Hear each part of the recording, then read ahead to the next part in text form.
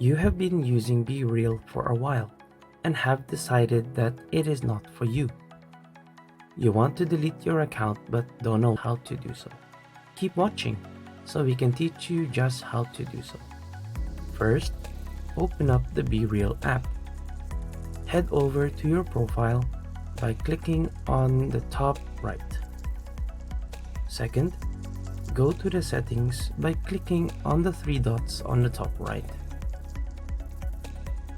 On the Settings tab, click on the Other option. And then click Delete Account. BeReal will ask if you want to continue to delete your account. You could provide a reason, which is optional. Click Yes, I'm sure to continue with deletion. This will immediately log you out and you can now delete the app.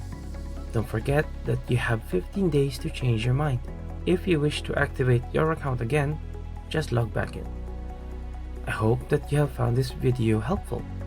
Don't forget to like and subscribe and support this channel.